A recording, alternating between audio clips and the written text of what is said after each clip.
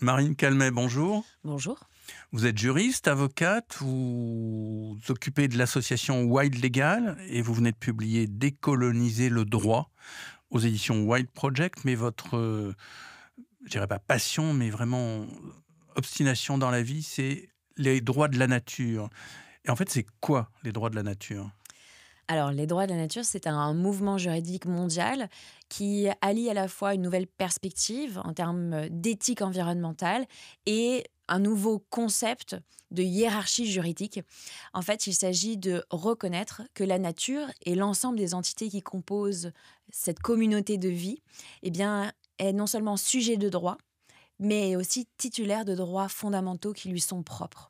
Et en fait, il s'agit de reconstruire un édifice juridique sur la base d'une coexistence avec les autres êtres vivants et de faire en sorte que justement nos droits, nos libertés cessent d'écraser le monde vivant. Nos droits, nous les humains. Exactement.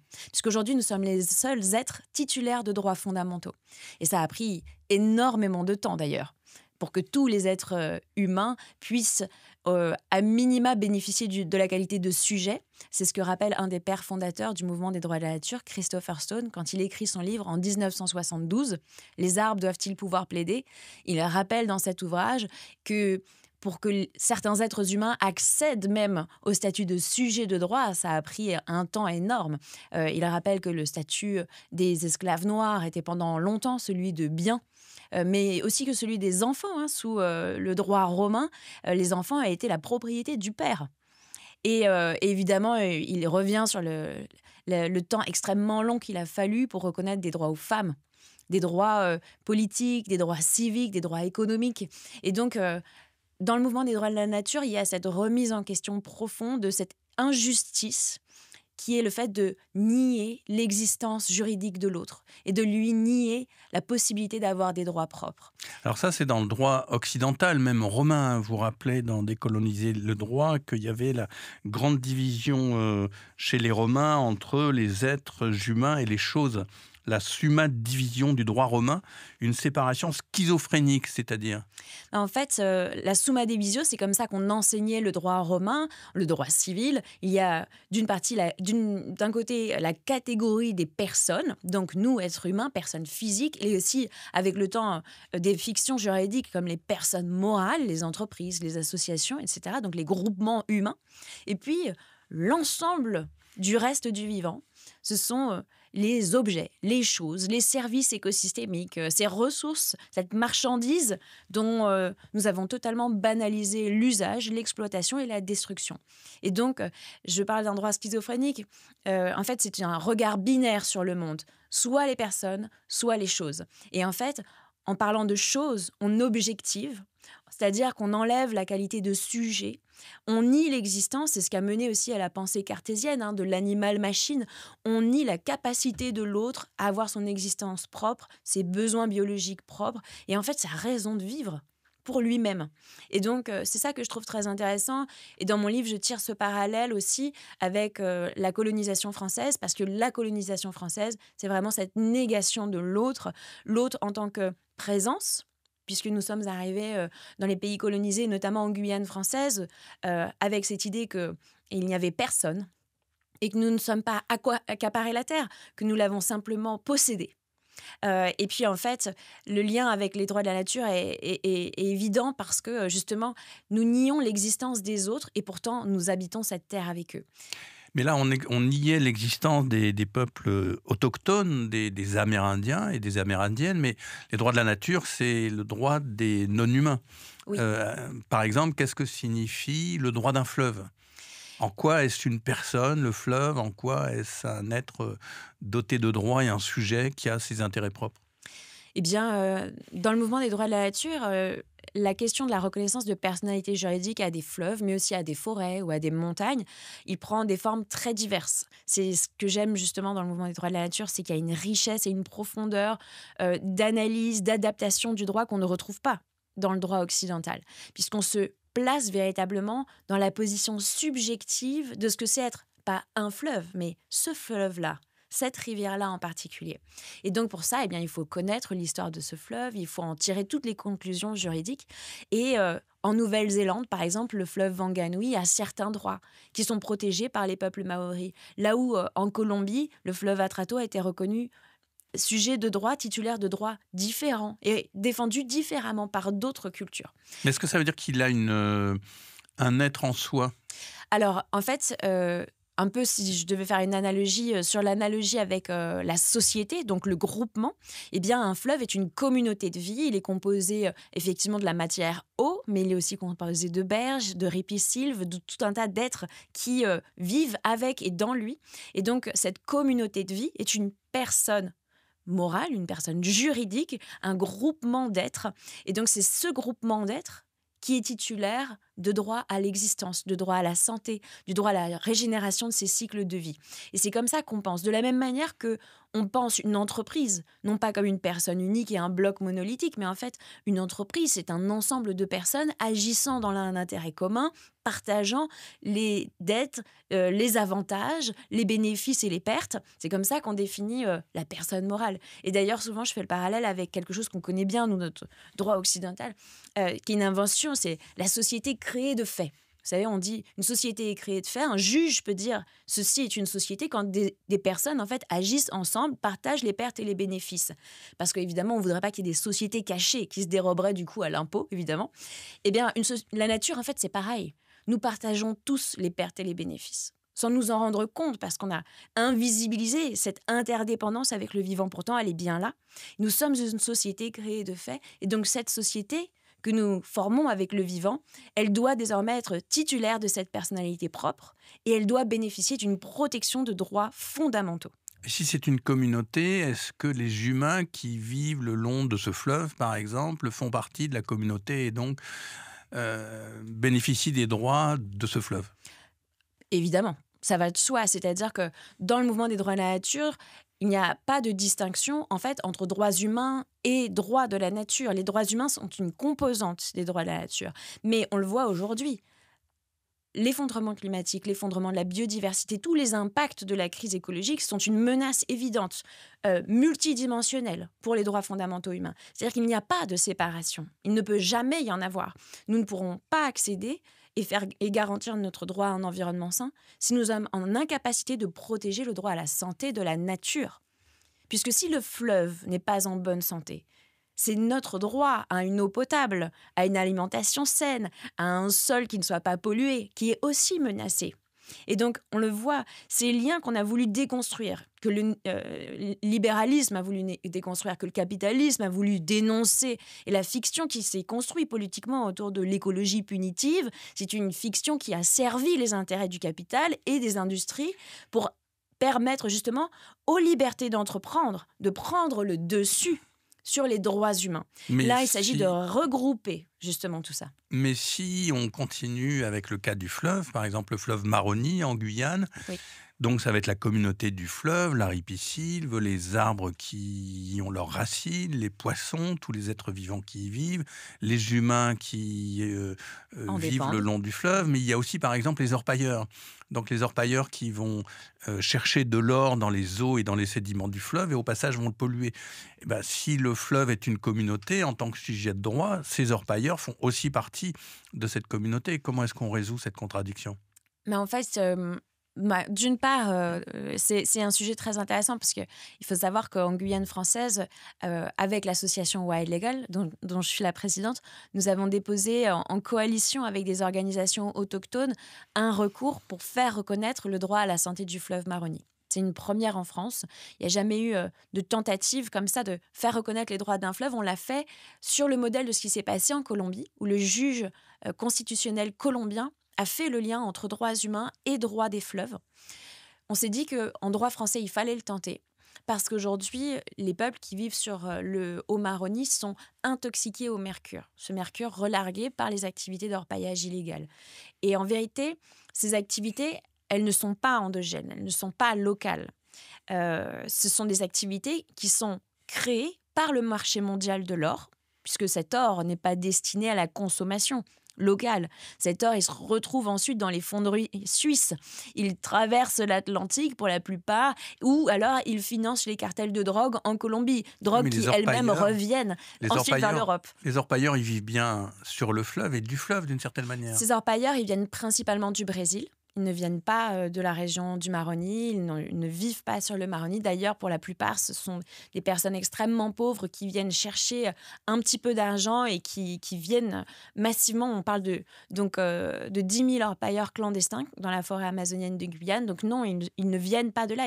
Ils sont en fait le résultat, cette activité est le résultat d'un marché mondialisé qui vient chercher de l'or dans ce territoire-là. C'est la ruée vers l'or moderne. Et cet or, ce prix de l'or, et donc cette activité, elle est directement corrélée au prix que nous fixons, au prix que nous, occidentaux, fixons de l'or.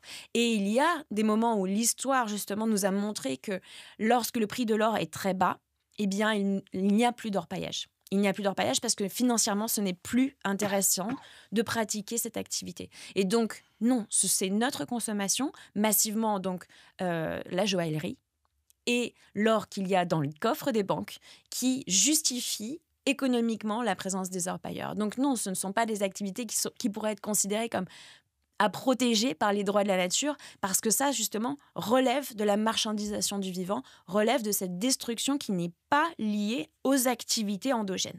Mais ça signifie que si on analyse le cas de ce fleuve, on va être obligé de faire appel à des considérants tout à fait étrangers au sujet, c'est-à-dire le marché mondial, l'utilisation, etc. Donc, est-ce que vous ne craignez pas que le juge vous réponde « Oui, mais cet or, il est très utile parce qu'il n'est pas utilisé seulement dans les banques suisses, mais aussi beaucoup, par exemple, en Inde, où il y a on offre des bijoux en or pour les mariages, par exemple, ou dans des activités de haute technologie où on a besoin d'un petit peu d'or. Enfin, dans ce cas-là, il y a un besoin aussi. Et en quoi cette exigence serait-elle moins légitime que celle des communautés qui vivent directement du fleuve sans pour autant être ces communautés d'orpailleurs ?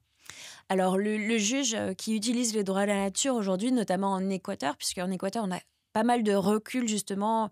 L'Équateur était le premier pays à reconnaître officiellement les droits de la nature dans sa constitution en 2008. Et donc, on a un peu de recul, pas mal de jurisprudence et de doctrine déjà sur le sujet. Et le juge a élaboré une analyse précise, et notamment dans un cas où il était saisi de 2 permis miniers déposés dans une forêt tropicale qui s'appelle Los Cedros, une forêt menacée, du coup, dans sa quasi-totalité par les 2 concessions minières délivrées par l'État. Et le juge apprécie aujourd'hui les activités au regard de la légitimité.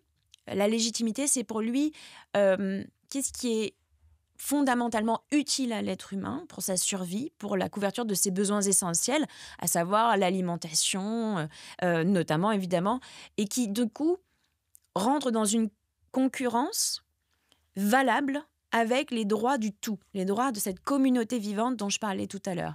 Et donc, il apprécie en fait, il peut y avoir effectivement violation des droits de la nature, mais pour autant un intérêt légitime qui contrebalance. C'est une histoire de compromis. En revanche, lorsqu'on couvre un besoin non essentiel, non vital, purement spéculatif et qui a pour conséquence une destruction massive de la nature, là, le juge dit il y a incompatibilité sur le plan constitutionnel. Et donc, c'est très intéressant parce que ça donne au juge la capacité d'apprécier la légitimité de l'intrusion dans les droits de cette communauté vivante pour les besoins qui sont souvent des intérêts de caste, en fait. Des intérêts qui sont corporatistes, capitalistes, industrialisés et qui n'ont, en fait, au regard des besoins propres des communautés locales, aucune légitimité. Et aujourd'hui, on le voit dans énormément de sujets, que ce soit l'accès à une ressource en eau, on le voit même en France aujourd'hui, l'accès à l'eau pour la population locale, qui se fait parfois, malheureusement, qui ne se fait plus ou qui n'est plus assuré parce que... Par exemple, à Vittel, Nestlé prend l'eau. Voilà, ouais. J'allais le dire. Parce qu'il faut forer pour exporter de l'eau de l'autre côté de la planète, etc., etc. Et donc, en fait, des exemples aujourd'hui de cette question de la légitimité des intérêts, justement, et de la mise en confrontation des intérêts vitaux de certains parce que d'un autre côté, il y a un rapport spéculatif à ce qui fait justement cette communauté de vie, eh bien, elle est remise en question par les droits de la nature. Et politiquement, ça crée ce rééquilibrage essentiel dont nous avons besoin parce que le rapport de force aujourd'hui, malheureusement, il a été faussé par le développement totalement incompatible avec le vivant de ces intérêts corporatistes. Et Donc donc, le juge va raisonner sur les droits de la nature en fonction des intérêts des humains qui vivent de cet écosystème ou et de pas ce que. milieu ou de ce nouveau sujet de droit. En fait, il a trois phases de raisonnement. Il a une phase où il raisonne sur le tout. Il a une appréciation écosystémique. Puis, il a une appréciation personnelle, c'est-à-dire qu'il va regarder les intérêts propres de certains individus non humains. Et évidemment, il va appliquer une analyse au regard des intérêts fondamentaux humains. Et au regard de ces trois capacités d'analyse, ensuite, il va en tirer des conclusions sur la légitimité de la liberté d'entreprendre de certaines activités. Qui peut représenter le fleuve, par exemple? Alors là encore, Parce qu'il ne sait pas parler. il ne sait pas parler, mais pour autant, Enfin, il ne sait pas en parler notre droit, langue, je veux dire. Il en parle peut-être une autre. tout à fait. Mais en droit, on sait assez bien maîtriser ça, puisque les entreprises ne savent pas parler non plus. Et pour autant, on leur a bien trouvé des modèles de gouvernance qui font que, eh bien, certains sont en capacité, en tout cas c'est ce qu'on dit, de parler au nom des entreprises. Mais il y a aussi tout un tas de sujets de droit, les enfants par exemple, notamment les très petits enfants qui ne savent pas non plus s'exprimer et qu'on représente par des modèles de tuteurs légaux, les parents. Eh bien, pour les droits de la nature, ce qui fait aussi la richesse de ce mouvement, je trouve, c'est que à chaque territoire, se sont développées des gouvernances propres. Et c'est ce que j'ai étudié dans un ouvrage que j'ai publié avec l'AFD, l'Agence française de développement, à travers un panel justement de situations de 30 pays différents. Le mouvement des droits de la nature, en ce qu'il est vraiment, il a pour vocation à être vraiment dans un maillage avec l'histoire du territoire, la culture locale, qu'il se développe vraiment de manière à être biomimétique. C'est-à-dire on se calque sur les besoins du territoire humain inclus dans ce territoire-là, eh bien, il prend des formes où justement, il épouse les modèles de gouvernance locaux. Et donc, chez les Maoris, eh bien, il y a eu cette fameuse loi qui reconnaît les droits du fleuve Wanganui, et eux ont voulu nommer avec d'âpres négociations avec le gouvernement local, ils ont décidé d'avoir une gouvernance bicéphale. Il y a donc 2 gardiens qui sont, et c'est ce que dit la loi, le visage humain du fleuve. Et donc, ces visages humains sont nommés pour être les gardiens légaux de cet écosystème. Là où, par exemple, en Colombie, il y a un autre modèle de représentation. Le juge a décidé qu'il fallait nommer dans chaque village une personne qui siégerait dans un conseil de gardiens qui parlerait au nom du fleuve. Puis, en Espagne, où le mouvement a pris, alors depuis plusieurs années, mais a abouti en 2022 à une loi reconnaissant pour la première fois en Europe les droits fondamentaux d'une lagune, la Mar Menor, eh bien, la loi a nommé un organe de tutelle composé de 3 comités. Un comité scientifique qui énonce en fait les objectifs à atteindre pour faire valoir les droits du fleuve, les objectifs biologiques, le bon état écologique de cette lagune, pardon. Et donc, il y a 2 autres comités composés de citoyens, d'élus locaux, de représentants de la société civile qui doivent œuvrer ensemble pour définir les actions et représenter correctement les intérêts du fleuve. Donc, vous voyez, en fait, il n'y a pas de globalisation, il n'y a pas d'harmonisation. Il y a vraiment cette recherche d'un modèle de gouvernance au plus proche de l'histoire, des besoins, de l'identité locale. En fait, on en revient au bien commun et à la façon de les gérer qui avait été notamment étudiée par l'économiste Eleonore Ostrom. En fait, on en revient, oui, à une lecture beaucoup plus partagée, beaucoup plus proche des gens que le droit de l'environnement a essayé de le faire actuellement. Parce qu'aujourd'hui, en France, il y a aussi des modèles de représentation et de gouvernance, mais ils sont très figés. Les agences de l'eau? Les commissions locales de l'eau, par exemple, qui sont censées être les petites assemblées dans lesquelles sont représentées les associations, les pêcheurs, les acteurs de l'eau en général. Mais en fait, tout ça est figé. La même forme, les mêmes modèles de représentation. On ne laisse pas de place, en fait, à la fois de se poser simplement la question de quoi a besoin véritablement cet écosystème, quels sont ses droits C'est qu'il ne faut propres. pas faire la même chose sur la Seine, sur le Rhône ou sur le Rhin. Je ne pense pas qu'il faille faire la même chose, justement. Je pense qu'il faut tirer des conclusions de ce que nous avons appris. Il faut éviter de figer des modèles. Et avec Wild Legal, on mène comme ça des initiatives partout en France, justement sur la Seine, sur la Garonne, dans les Bauges et ailleurs, pour tenter des choses différentes. Et on se rend compte que, à territoire différent, il y a des besoins différents. C'est pas si étonnant que ça, après tout. Mais en fait, on doit replacer aussi les choses dans notre contexte historique. Et c'est là, encore une fois, où je trouve que l'idée de parler de décoloniser le droit est importante. Parce qu'en fait, les modèles, quand ils se globalisent et quand ils sont appliqués comme ça de manière descendante, avec les mêmes modèles de représentation, on se dit qu'à Paris, on va avoir le même modèle de représentation qu'à Cayenne. Ça ne fait aucun sens, en vérité. Ça ne fait aucun sens. On ne peut pas tirer les mêmes conclusions quand on siège de la même manière sur le fleuve Maroni ou sur la Garonne. Il faut savoir adapter nos modèles aussi de gouvernance à l'identité des peuples qui usent de ces modèles de gouvernance. Sinon, en fait, on verrouille les choses. Et c'est un peu ce qu'on constate. Malheureusement, la démocratie environnementale, on ne va pas dire qu'elle va bien. Non. Reporter. Le quotidien d'écologie. Marine Calmet, vous défendez bien les droits de la nature, mais en même temps, depuis pas mal d'années maintenant, notamment avec Philippe Descola, il nous dit, il l'a dit à Reporter et dans beaucoup d'autres endroits, la nature n'existe pas. Alors, est-ce qu'il n'y a pas une contradiction entre l'approche de Philippe Descola et de ses élèves qui dit que la nature est une invention de la modernité occidentale au XVIIe siècle et qui n'est pas du tout perçue comme un extérieur par de très nombreux peuples, et votre approche qui insiste sur le concept de nature puisque vous voulez lui donner un droit?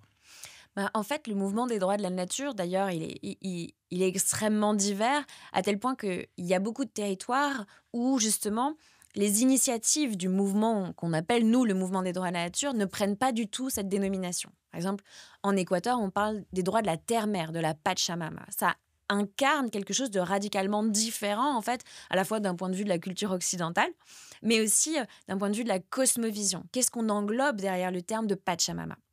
Et en fait, pour le juge, concrètement, ce qui va se traduire, c'est qu'à chaque fois, il va réintégrer cette question de la nature dans un milieu, en vérité, très particulier, parce qu'il est saisi d'un permis minier, d'un projet de construction de barrages, etc. Donc, en fait, quand on dit nature, nous, on se place dans un écosystème, en réalité. On n'a pas c'est qui? dans le mouvement des droits de la nature. D'accord. C'est-à-dire les associations qui aujourd'hui font partie de ce réseau dans les pays qui ont reconnu ou vont reconnaître les droits de la nature, parce que je pense que c'est une vague qui va être amenée à être pensée et à être pratiquée partout. Je crois que ce que Descola pointait à raison, hein, cette utilisation du terme nature, il n'est pas généralisé. C'est-à-dire que, par exemple, Vandana Shiva, elle va utiliser en Inde le terme de Mother Earth, de terre-mère, et elle parle de famille vivante, de communauté vivante. Et bien en fait, c'est cette pensée qui irrigue le mouvement des droits de la nature, c'est, comme je disais, cette communauté vivante. Et donc, en Équateur, c'est la Pachamama, dans la zone andine. Pour Vandana Shiva, c'est la famille des vivants. Eh bien, nous, en Europe, on a fait le pari d'utiliser encore ce terme de nature parce qu'on n'a pas de référentiel qui, certes, nous amènerait à sortir par un autre mot de la question de la nature versus la culture, mais ce n'est pas présent chez nous dans le mouvement des droits de la nature, dans le sens où, en fin de compte, il s'agit de penser à l'échelle des milieux qui sont menacés aujourd'hui par les activités industrielles. Et donc, ce n'est pas une pensée globale qui viserait à éloigner l'humain de la nature, encore une fois, mais je le disais bien, c'est une pensée qui amène juridiquement à penser l'humain dans la nature. Est-ce que Gaïa pourrait être ce référentiel? Je pense à Gaïa parce que notamment Bruno Latour, qui est un autre philosophe qui, avec Philippe Descola, a mis en cause le concept occidental de nature, a beaucoup réfléchi sur Gaïa. Je ne sais pas, parce que je crois que c'est peut-être générationnel. Moi, je l'ai moins utilisé, beaucoup moins. En revanche, je suis très friande de la pensée de Glenn Albrecht et de sa théorie selon laquelle il faut inventer de nouveaux mots. Peut-être qu'on ne l'a même pas encore, ce nouvel imaginaire qu'il s'agirait de construire. C'est pour ça que, à défaut d'avoir un mot, on utilise encore le terme de nature dans le mouvement des droits de la nature. Mais peut-être qu'avec le développement du mouvement en France et en Europe, s'installera un nouveau vocabulaire, peut-être même qui va être créé de toutes pièces pour répondre à ce besoin. Il y en a qui utilisent le terme de vivant, de milieu, d'habitat. La question est pour nous de savoir, en tant que juriste, effectivement, quelle va être la stratégie. Parce que vous voyez, en fait, ce qui est important à avoir en tête, et je pense que c'est aussi ce à quoi pense maintenant Philippe Descola, c'est en fait cette logique de milieu, dans le sens où les droits de la nature ont connu deux chemins stratégiques. Soit une reconnaissance globale, les droits de la terre-mère, de la Pachamama en Équateur, ou une représentation et une reconnaissance locale. Les droits du Wanganui, les droits du glacier Yamuna et Gangotri en Inde, etc. Et donc, en fait, c'est une stratégie radicalement différente. Soit on reconnaît les droits du tout, soit on reconnaît les droits ponctuels de quelques écosystèmes. Et en fait, le mouvement des droits de la nature, aujourd'hui en France, c'est devant cette stratégie ou ces deux choix stratégiques qu'on est, est-ce qu'on va réussir cette transformation constitutionnelle? Est-ce qu'on va réussir à reconnaître la nature comme un sujet de droit, titulaire de droits fondamentaux dans notre constitution française? Ou est-ce qu'on va devoir en passer par des paliers d'abord, d'aller d'abord vers la reconnaissance des droits de certaines forêts, de certains fleuves, etc. Puisqu'aujourd'hui, c'est comme ça que le mouvement se matérialise en France. Il y a des collectifs un peu partout, sur la Durance, sur la Garonne, sur la Seine, etc., qui tentent justement de faire monter ce sujet-là. Et donc, stratégiquement, ça va probablement commencer par ces tentatives locales. Et donc, c'est ça qu'il faut avoir en tête. L'idée n'est pas de séparer l'humain de son milieu ou de séparer l'homme et la nature, mais de penser les milieux. C'est ce que font la plupart des activistes et des militants sur le terrain, ils pensent à partir de leur milieu. Et dans Décoloniser le droit, vous recourez à une image très forte, je lis. Si on pense la planète comme un organisme vivant et interconnecté, notre terre-mère, un immense placenta au sein duquel l'humanité n'est qu'un des multiples enfants. Alors, la culture occidentale et capitaliste est en train, et je perds ma feuille, est en train de se tuer elle-même dans ce placenta qui nous abrite et qui abrite toutes les formes de vie. Oui. Bon, c'est pas très juridique, mais l'image est très forte. Selon vous, je reviens à Gaïa ou à la terre-mère ou à Pachamama, c'est le placenta. Oui, c'est ce qui, en fait, est la pensée. Alors, dans la pensée andine, la terre-mère, c'est cette terre qui est à la fois nourricière, mais qui peut aussi punir si on est irrévérencieux, si on ne prend pas soin aussi en retour de la terre-mère. Et cette image de placenta, moi, elle m'est venue parce que je suis mère moi-même. Et que très souvent, cette situation, quand j'entends parler de nouvelles pollutions, de nouvelles destructions, ces choses m'attristent parce que je peux me mettre à la place d'une mère qui verrait son propre enfant se mutiler, mais à l'intérieur de cette immense placenta qu'est la nature. Parce qu'il faut voir que la relation que nous avons à la Terre aujourd'hui, elle est profondément faussée. Elle nous nourrit au quotidien, nous dépendons entièrement d'elle pour respirer, pour nous alimenter, pour nous nourrir, et nous ne donnons rien en retour. Nous ne prenons pas soin du milieu dans lequel nous vivons. Et donc, par définition, nous nous intoxiquons. On est intoxiqué au face, on respire un air pollué, on mange des choses qui provoquent des cancers dans notre propre organisme. Et donc, c'est pour ça que je fais le parallèle avec le placenta. Parce que, vous savez, quand on est mère, on a soudainement cette conscience aussi que tout ce qu'on mange, tout ce qu'on ingère va passer dans un autre être humain en constitution, en formation. Et donc, on a une responsabilité énorme. Sauf que nous, humains, nous n'avons pas conscience de cette responsabilité. Que tout ce que nous faisons a un impact direct sur l'ensemble du milieu de vie dont nous dépendons. Et donc, je voulais faire ce parallèle qui est certes, ça peut paraître fort comme image, mais ça fait le parallèle aussi avec la Pachamama et d'autres cosmovisions qui sont déjà très liées en fait à cet écosystème de vie. Vous avez une autre image très forte à propos des chamans, parce que dans ces peuples autochtones, il y a souvent des chamans qui sont en quelque sorte des intercesseurs, des ambassadeurs, des intermédiaires, des porte-paroles entre la communauté des humains et la communauté des autres êtres vivants dans lesquels ils sont plongés. Et vous dites, nous, nos chamans, ce sont les scientifiques. Celles et ceux qui, en s'appuyant sur une méthode, expriment à la façon occidentale les besoins de la nature et nous permettent de comprendre le fonctionnement, les interactions des écosystèmes et des entités qui nous entourent. Sauf que nous, on n'écoute pas du tout nos chamans. Non, pas du tout. Enfin, en tout cas, certains ne veulent pas les écouter parce que, en vérité, je crois qu'il y a beaucoup de gens qui ont besoin de science, qui écoutent la science, qui sont alertés par les faits scientifiques, mais ceux qui nous gouvernent, en fait, n'en tirent pas l'application qu'ils devraient. Et bon, pourquoi je fais ce parallèle, c'est que en Guyane française, je voyais l'importance qu'avait la parole du chaman.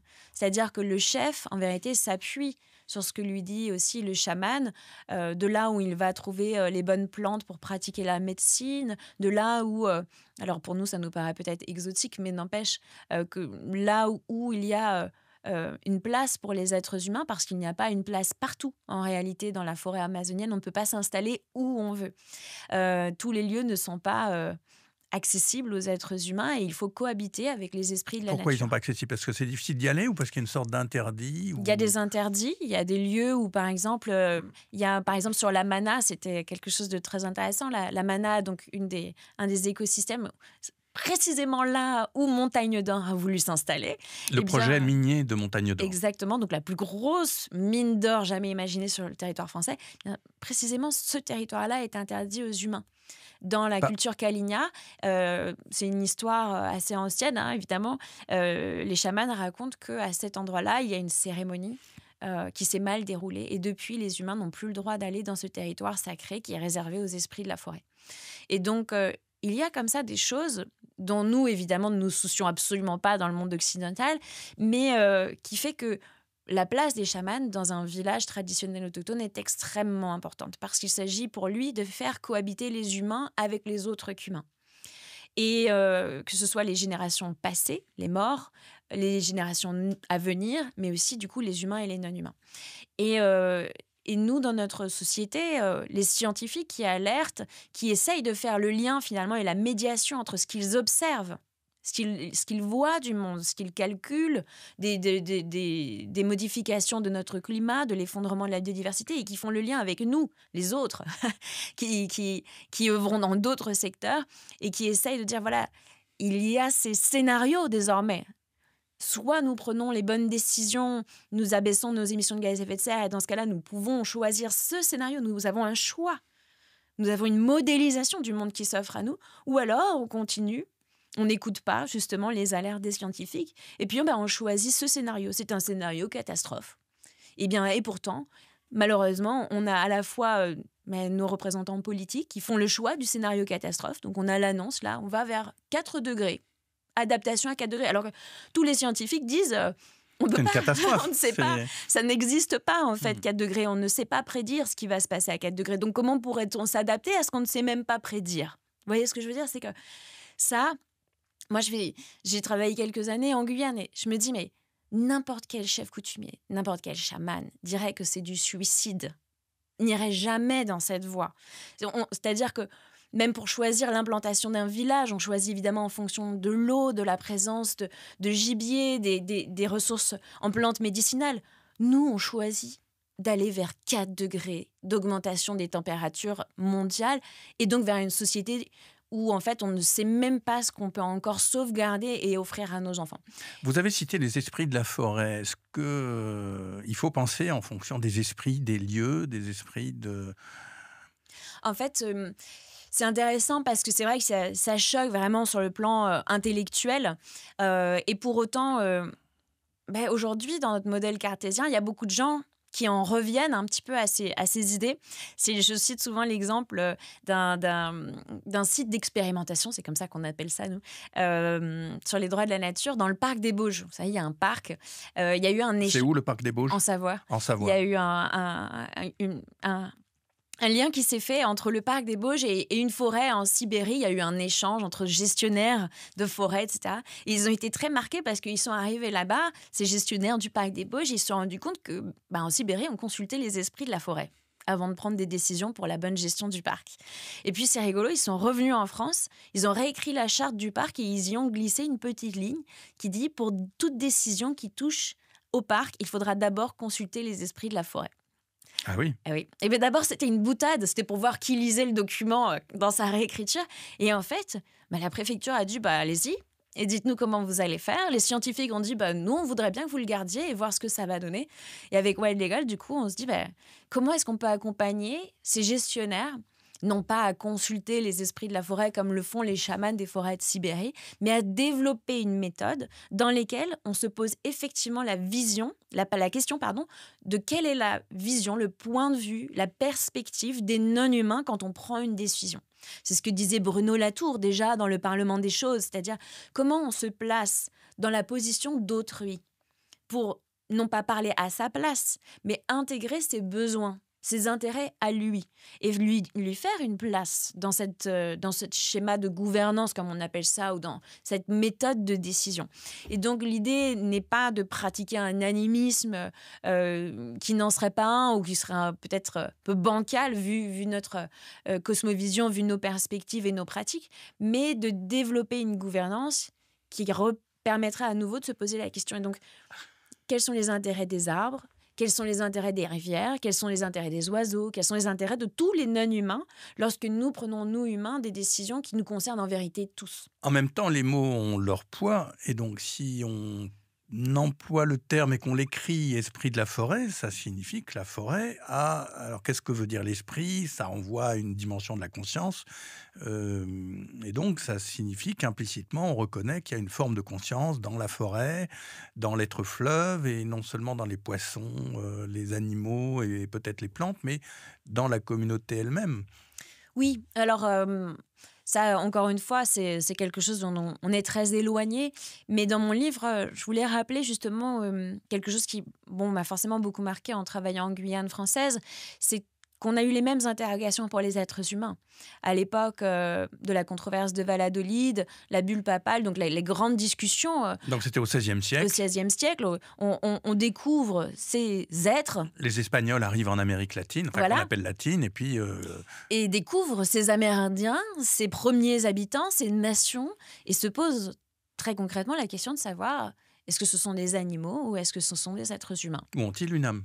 Et la question fondamentale derrière tout ça, c'est évidemment, et s'ils ont une âme? Dans ce cas, ce sont des enfants de Dieu et on ne peut pas les tuer, leur prendre leur terre. En tout cas, on ne peut pas les tuer sans leur donner l'extrême onction. Et c'est terrible parce qu'on se dit, et dans le film, en plus, Jean-Claude Clair, c'est extraordinaire. Cette interrogation, elle est en fait dictée par l'usage que nous voulons faire du nouveau monde. C'est-à-dire, est-ce qu'on veut en faire notre terre à nous ou est-ce que nous serons en capacité de partager? Est-ce que nous serons en capacité de comprendre l'autre, de tisser des relations avec l'autre ou est-ce que nous allons simplement l'annihiler, lui voler sa terre et ses ressources? Mais en même temps, s'il y avait cette notion d'âme, ils croyaient vraiment qu'il y avait une âme, donc on va appeler un esprit des humains. Donc si on emploie le terme d'esprit de la forêt, on pourrait le dire avec nos mots de la tradition chrétienne qui a marqué l'Occident, avec l'âme de la forêt. Donc est-ce que vous, en tant que, non seulement juriste, mais en tant que rentrant dans toutes ces préoccupations et interrogations, vous pensez qu'il y a une âme de la forêt? Moi, en tant que juriste, je pense qu'il y a des sujets qui sont vivants et qui donc de facto bénéficient de l'existence, et d'autres sujets inanimés, mais dont pour autant on n'est pas dispensé de penser la place dans la société. Donc je m'attarde pas sur le concept d'âme, qui n'est pas un outil juridique en tant que tel, mais sur le concept d'existence et de participation à une communauté vivante. Oui, si vous décrivez esprit de la forêt dans un texte qui a une valeur juridique, vous, de facto, faites rentrer la question spirituelle, employons le gros mot, comme juridique. Donc, si, une fois de plus, les mots ont un sens, il faut que vous ayez une adhésion à cette idée. C'est justement ce qui est très intéressant dans le fait d'expérimenter. C'est-à-dire, bon, c'est un terme qu'on retrouve que à cet endroit dans la charte du parc des Bauges. Et je pense que c'est un choix Non, qui mais est très complexe. vous travaillez pour ouvrir des portes, on l'a Tout bien à fait. compris. Mais dans le mouvement des droits de la nature et dans les différentes lois, constitutions, règlements, programmations qui ont été écrits et adoptés, on ne retrouve pas forcément, et d'ailleurs, généralement pas du tout d'ailleurs, cette question d'esprit. Puisque la question, elle est plutôt de savoir quels sont les droits fondamentaux propres à tous les êtres. Mais les chamans des peuples autochtones de Guyane ou d'autres endroits, ils croient vraiment qu'il y a un esprit de la forêt, un esprit de l'arbre, un esprit Oui, de mais l'oiseau. ça, biologiquement parlant, ça me choque pas tellement. Chaque être humain, je pense, sait faire la différence entre un animal vivant et un animal mort. Et le fleuve. Oui, mais en fait, le fleuve, comme je disais, là, c'est une question de communauté. Mais un être, je pense qu'on sait assez bien dire lorsqu'un arbre est vivant et lorsqu'il est mort. Et donc, la question du droit à exister, le droit de maintenir ses cycles de vie, de prospérer et d'être en bonne santé, aujourd'hui, en fait, c'est pas une forme d'animisme. On le pratique, par exemple, pour le fleuve. On pratique déjà une forme d'évaluation de la bonne santé des fleuves. D'ailleurs, c'est à ça que sert la directive cadre sur l'eau, hein. On va employer des termes un petit peu, mais la directive cadre sur l'eau, qui est notre texte de référence européen, définit des seuils à respecter en termes de pollution, en termes de particules présentes dans l'eau, etc. Et on sait évaluer quelle est la bonne santé, en fait, d'un milieu naturel. Et c'est pas de l'animisme, c'est simplement biologiquement, on sait dire lorsqu'un fleuve est pollué, lorsque les conditions d'habitabilité du fleuve ne sont plus remplies. En même temps, je repars de votre idée de chaman, que je trouve très forte. Le chaman qui dit en Guyane, le site projeté par la mine désastreuse de Montagne d'Or, on ne peut pas y aller, c'est un territoire interdit parce que les esprits de la forêt ou de cet endroit sont là et ne supporteraient pas cette implantation qui aurait des conséquences dramatiques. Ils y croient vraiment. Et en plus, le projet ne s'est pas fait. Alors que les chamans... Hasard, je ne sais pas. Oui, non mais... Mais oui. Est-ce que nos chamans à nous, ils n'ont pas de... leur problème, les scientifiques, il n'y a pas d'esprit de la forêt. Mais la question, elle est plutôt de est-ce qu'on écoute nos scientifiques? Est-ce que on va leur laisser de la place dans notre modèle de décision? Est-ce qu'on va leur faire confiance, en fin de compte? Parce que, d'ailleurs, c'est intéressant, j'ai souvent cette discussion avec des scientifiques qui me disent « Oui, mais être scientifique, par définition, c'est douter, ne pas être sûr. Et donc, comment pourrait-on s'appuyer sur la décision de personnes qui doutent ?» C'est très intéressant parce que c'est un modèle qui repose en fait comme base de tout le fait de n'être sûr de rien. Et en fait, donc, comment quelqu'un qui pourrait être sûr de rien, qui n'est sûr de rien, pourrait être un bon élément pour prendre une décision, justement. C'est toute la signification de remettre du complexe dans notre prise de décision. Il y a des choses dont on n'est pas sûr. C'est d'ailleurs pour ça qu'on a inventé le principe de précaution et le principe de prévention. On n'est pas sûr, donc on ne va pas vers, par exemple, quand on nous dit on ne sait pas vers quel monde on va quand on se projette sur un schéma d'augmentation des températures à plus 4 degrés. Bon, le principe de précaution serait de ne pas aller du coup vers ce monde-là et donc d'écouter les scientifiques qui banalisent une voie. Qui balisent une voie qui va vers 1,5, 2 degrés de maximum. C'était d'ailleurs l'engagement politique de base. Et puis cet engagement politique s'est envolé. Parce que les réalités économiques ou les besoins du monde économique ont supplanté les informations scientifiques. Et donc, pour moi, toute la question est là. Habiter le monde avec les voies scientifiques, habiter le monde avec ceux qui protègent le vivant et faire en sorte, justement, de rééquilibrer les forces avec le modèle économique, comme dit Patrick Pouyanné, la vraie vie, quoi, la réalité. Sa réalité, à lui, s'impose à nous. Désormais, comme on l'a vu en Espagne et comme on le voit un peu partout dans le monde, la réalité économique, les business models de ces entreprises sont en train de façonner notre monde biologique pour demain. Et ça, c'est dramatique. Et dans le mauvais sens, en le dégradant. Et là, et c'est pour ça qu'il y a une réelle urgence à revoir notre modèle juridique parce que leurs actions, qui sont criminelles pour les enfants de demain, leurs actions sont parfaitement légales. Donc on n'a pas les outils juridiques pour faire face. Reporter, le quotidien de l'écologie. Marine Calmet, en même temps, on a l'impression que ça ne marche pas. C'est-à-dire que la destruction avance plus fort que jamais. On a pu gagner à la Montagne d'Or, enfin on l'espère, vous avez gagné avec beaucoup d'autres, mais partout dans le monde, l'extraction minière se continue, on se demande si on ne va pas exploiter les fonds des océans. Certains imaginent d'aller sur la Lune et d'envoyer des milliers de fusées qui pollueraient encore plus l'atmosphère, etc., etc. Est-ce que on n'est pas démunis face à cette puissance destructrice de gens qui n'entendent rien et qui n'écoutent pas leurs chamans, nos chamans à nous qui sont les scientifiques? Effectivement, on est en train de perdre une vraie bataille. Non seulement parce qu'il il y a une remise en question aussi de tous nos modèles démocratiques, du coup, qui est, on le voit, hein, une montée des extrêmes, une banalisation de la violence et de plus en plus des phénomènes politiques comme ça qui vont à l'encontre justement de nos intérêts humains, mais aussi de la protection du vivant. On est en train de perdre cette bataille politique-là. Et c'est pour ça que je crois énormément au mouvement des droits de la nature, parce que au lieu de vouloir fournir une réponse globale, ce à quoi je ne crois pas, parce que enfin, on le voit dans l'opposition, rien que le bloc entre la Russie, les États-Unis, maintenant les États du Sud, qui est en train de complètement réorganiser la carte géopolitique. Moi, je crois au contraire aux initiatives locales qui vont montrer de nouvelles voies, qui vont construire des alternatives.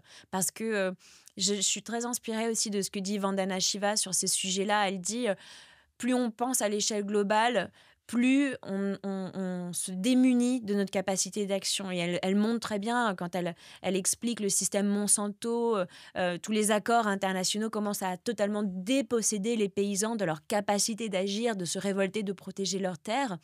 Et en fait, quand on repense à l'échelle locale, on repense les écosystèmes, on repense les milieux de vie, on se réimplique dans notre milieu.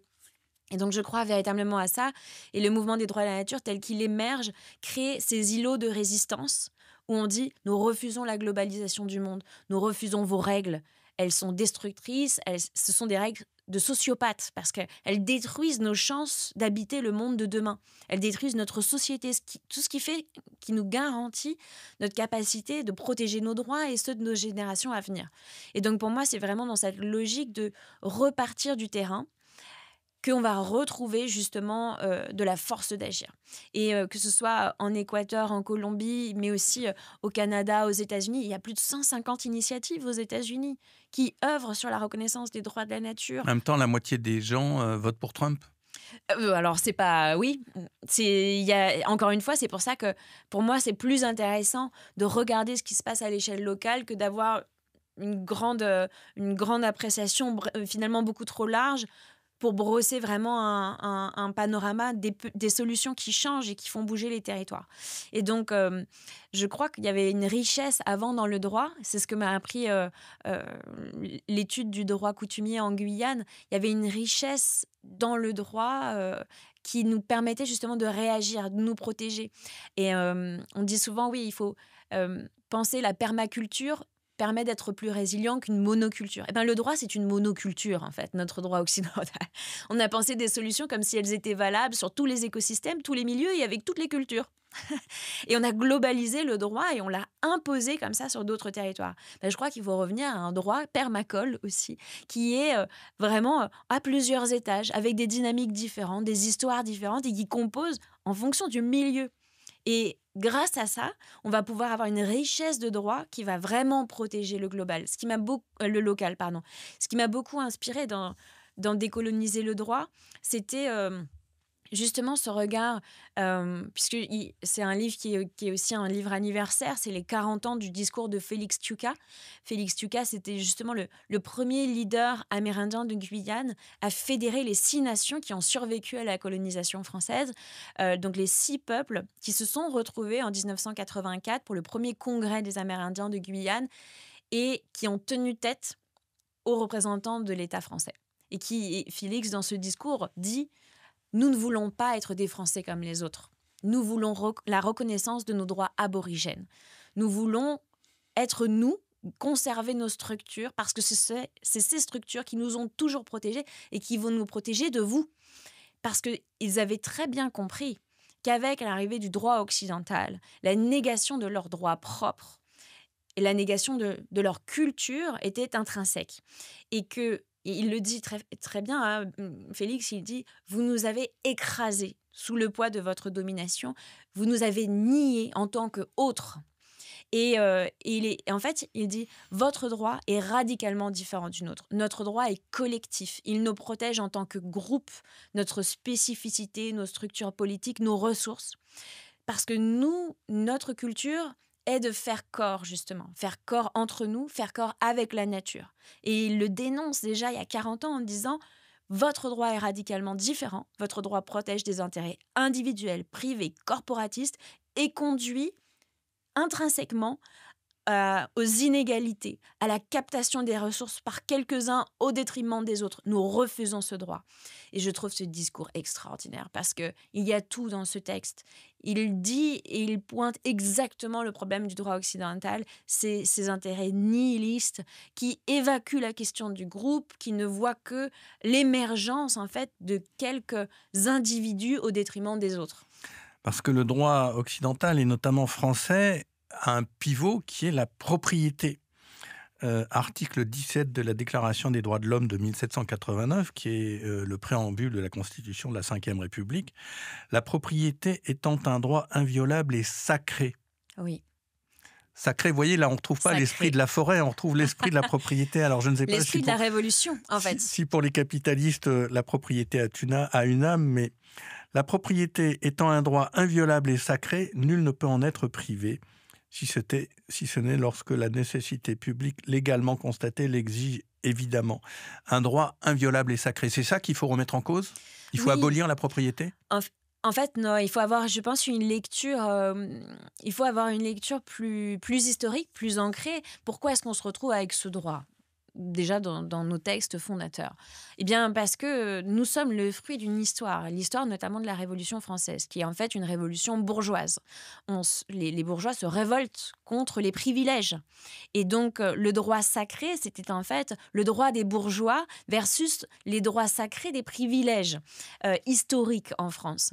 Et donc, en fait, on a façonné comme ça un droit profondément individualiste qui érige la liberté individuelle comme l'alpha et l'oméga en fait de la contestation justement d'une histoire de royauté, de privilèges qui a profondément été remis en question. Mais en fait, dans le droit coutumier amérindien, il n'y a pas de disparition de la propriété. Il y a un usage collectif. Or, la différence avec notre droit à la propriété privée, c'est la constitution et les différents aspects que peut prendre cette propriété privée. Et notamment, quelque chose de très particulier qu'on appelle, dans le droit de la propriété privée, l'abusus. Le droit de disposer ou de détruire sa propriété. Et ça a des conséquences très graves, en fait, sur notre milieu biologique. C'est que celui qui détient peut choisir de marchandiser ou détruire son propre bien. Et en fait, en s'accaparant le monde, en le marchandisant et en le détruisant, forcément, on en arrive à cette situation aujourd'hui calamiteuse qui est cet effondrement écologique. Or, justement, dans le droit coutumier, où la propriété est collective, on n'abuse pas, on ne détruit pas. L'idée est de transmettre. Et Félix Tuqua appuie déjà sur ce point essentiel. L'idée fondamentale du droit autochtone est le mieux-être, pas le bien-être, le mieux-être des générations futures. Et donc, on a non seulement cette idée de transmission, mais d'amélioration de son patrimoine commun. Ça, c'est radicalement différent. Et pour moi, c'est d'une inspiration juridique énorme parce que justement, l'idée est de dire le droit de détruire doit être banni dans notre droit. Le droit de disposer de la vie de l'autre, d'en faire ce qu'on veut, de la détruire ou de la marchandiser, mais ça ne devrait pas être un droit, c'est une responsabilité énorme en vérité. Par exemple, si on prend les conséquences que ça a, parce que je travaille en ce moment sur la question de l'océan, des droits de l'océan, le pêcheur qui jette son filet en mer, qui ramasse, qui détruit l'écosystème, qui tire son filet, qui le remonte, eh bien, dans son chalut, il va vider son poisson, qui est sa marchandise, ça c'est ce qu'il veut obtenir, et le reste, ce qu'il a tué, ce qu'il a détruit, il le rejette. Cette chose qu'il a en sa possession, il a le droit d'en abuser et de le rejeter mort à la mer parce qu'il ne va pas le commercialiser. Et ce droit, du coup, conduit à une destruction des milieux naturels totalement irréfrénée, c'est logique, puisqu'il n'y a aucune conséquence. Ces êtres qu'il a détruits ne sont même pas visibles, ce sont des res nullius, des choses sans maître. Il peut se les approprier et les détruire. Et donc, vous voyez, ce droit, eh bien, finalement, il conçoit un modèle dans lequel on peut détruire encore et encore. Or, justement, tout l'intérêt est de dire comment concevons-nous un modèle dans lequel tuer, détruire et piller n'est plus tolérable, dans lequel, justement, protéger, garantir l'existence, transmettre est l'alpha et l'oméga. Et en fait, non seulement on sait le faire juridiquement, puisque ça a déjà été fait par des générations et des générations de peuples autochtones, de nations, de Premières Nations, mais en plus, c'est notre seul outil concevable demain pour protéger nos droits fondamentaux. Ce n'est pas uniquement penser comme un retour à d'autres droits qui seraient totalement différents du nôtre, c'est comment s'inspirer de leurs droits pour en faire justement une transition radicale au service de ce qu'on appelle aujourd'hui la transition écologique. Mais c'est quoi la transition écologique ? La transition écologique, c'est comment on fait en sorte que nos activités humaines soient demain compatibles avec les besoins du vivant. Comment on pourrait détacher ça du fait déjà de reconnaître le vivant comme un sujet à part entière, un sujet politique, et en plus de ça de dire si on doit rendre compatibles nos activités avec ce besoin du vivant, c'est bien que nos libertés, cette liberté exubérante de détruire, est limitée par les droits propres de ce vivant qui doit canaliser nos énergies de mort. Et donc, du coup, il faut absolument construire un nouveau modèle dans lequel, justement, on va chercher cette symbiose au lieu de cet antagonisme juridique. On va essayer de concilier droit humain, droit de la nature, avec cette liberté d'entreprendre qui doit être canalisée. Qu'est-ce que vous espérez pour l'enfant ou les enfants quand ils seront grands ? J'espère que tout ce que je dis aujourd'hui sera parfaitement banal pour les enfants du siècle qui vient. Je me mets souvent en perspective avec ma grand-mère, mon arrière-grand-mère, pour qui la question de l'émancipation des femmes était un sujet qui était encore une utopie et qui nous permet, nous, aux femmes actuelles aujourd'hui, de nous dire mais quel était ce monde dans lequel nous n'avions pas le droit de voter, nous n'avions pas le droit de disposer de notre corps, de choisir au sein de notre couple l'avenir de nos enfants, où en fait nous n'étions pas du tout sur le même pied d'égalité que les hommes. Aujourd'hui, ce passé me semble suffisamment lointain pour que quand on me parle des droits des femmes, je trouve que c'est presque banal, ça devrait être une évidence. C'est un combat du quotidien, en vérité. Ben, j'espère que demain, nos enfants, d'une part, considéreront comme parfaitement banal le fait de se dire que oui, les animaux ont des droits, oui, les arbres ont des droits, oui, ce fleuve a des droits. Et non seulement tous ces vivants ont des droits, mais en plus, j'ai des responsabilités.